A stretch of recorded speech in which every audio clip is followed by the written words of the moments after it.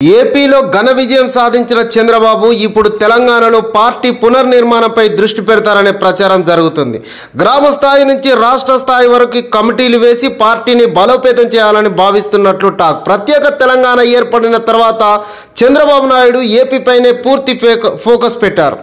2014లో అధికారంలోకి వచ్చి అక్కడికే పరిమితమయ్యారు. తెలంగాణలో పార్టీ బలంగా ఉన్నా పట్టించుకోలేదనే చర్చ ఉన్నది. తెలంగాణలో గెలిచిన ఎమ్మెల్యేలు కీలక నేతలు పార్టీ వీడుతున్నా రెస్పాండ్ కాలేదనే ప్రచారం ఉన్నది. 2019లో ఏపీలో టీడీపీ ఓడిపోవడంతో తెలంగాణలో పార్టీ గురించి మరింత నిర్లక్ష్యంగా వ్యవహరించినట్లు తెలుస్తుంది. అయితే 2024లో ఏపీలో టీడీపీ ఘన విజయం సాధించింది. ఈ నెల 9న చంద్రబాబు సీఎంగా ప్రమాణ స్వీకారం చేయనున్నారు. ఆ తర్వాత తెలంగాణ నేతలతో రివ్యూ నిర్వహించనున్నట్లు తెలిసింది. కాగా 5 రోజుల క్రితం చంద్రబాబు టీడీపీ నేతలతో హైదరాబాద్లోని ఆయన నివాసంలో ప్రత్యేక భేటీ నిర్వహించారు. తెలంగాణ రాజకీయ పరిస్థితులపై ఆరా తీశారు. ఏ నియోజకవర్గాల్లో బలంగా ఉన్నామనే వివరాలు తీసుకున్నట్లు తెలిసింది. పార్టీ నిర్మాణంపై దృష్టి సారిస్తారని వారితో చెప్పినట్లు సమాచారం. తెలుగుదేశం పార్టీ 2014లో 10కి పైగా అసెంబ్లీ స్థానాలు, మల్కాజ్గిరి పార్లమెంటు స్థానంలో విజయం సాధించింది. 2018లోనూ 2 అసెంబ్లీ సెగ్మెంట్లలో విజయబావుట ఎగిరేసింది. అయినా అధినేత చంద్రబాబు సరైన ఫోకస్ లేకపోవడం, రాష్ట్ర అధ్యక్షులుగా వ్యవహరించిన ఎల్రమణ, బక్కని నరసింహులు ఆశించిన స్థాయిలో పనిచేయకపోవడంతో పార్టీ బలహీనమవుతూ వచ్చింది. 2022లో కాసాని జ్ఞానేశ్వర్ ముదిరాజుకు టీడీపీ పగ్గాలు అప్పయ్యడంతో పార్టీలో కాస్త జోష్ వచ్చింది. అయితే అసెంబ్లీ ఎన్నికల్లో పోటీపై క్లారిటీ రాకపోవడంతో గత ఏడాది అక్టోబర్ 10న ఆయన కూడా రాజీనామా చేశారు. దీంతో మళ్ళీ టీడీపీ కార్యక్రమాలు స్తంభించిపోయాయి. పార్టీని ముందుండి నడిపించే నాయకుడు కరువయ్యారు. 8 నెలలుగా టీడీపీ చీఫ్ పదవి ఖాళీగా ఉంది.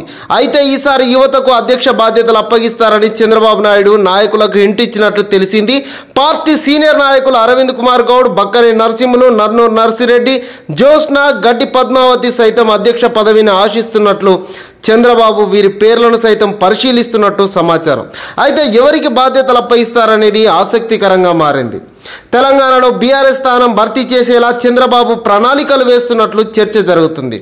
గత అసెంబ్లీ ఎన్నికల్లో బీఆర్ఎస్ 39 స్థానాలకే పరిమితమైంది. ఒక్క ఎంపీని గెలిపించుకోలేకపోయింది. దీంతో టీడీపీకి అనుకూల పరిస్థితులు ఉన్నాయని భావిస్తున్న చంద్రబాబు పార్టీ బలోపేతంపై దృష్టి సారించినట్లు తెలుస్తుంది. ప్రస్తుత పరిస్థితులను తమకు అనుకూలంగా మలుచుకుంటే భవిష్యత్తులో మంచి ఫలితాలు వస్తాయని భావిస్తున్నట్లు సమాచారం.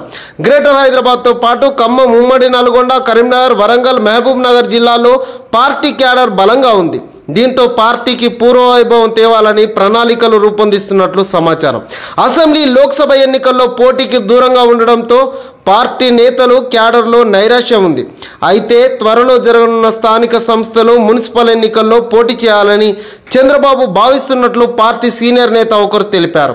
అందుకోసం త్వరలోనే తెలంగాణ నేతలతో భేటీ అయ్యి రివ్యూ నిర్వహించనున్నట్లు వెల్లడించారు. అన్ని పంచాయతీల్లో పోటీ చేయాలని ప్రణాళికలు రూపొందిస్తున్నట్లు తెలిపారు. అధినేతకు పూర్తి వివరాలను అందజేసేందుకు పార్టీ నేతలు నియోజకవర్గాల వారీగా వివరాలను సేకరిస్తున్నట్లు తెలిసింది.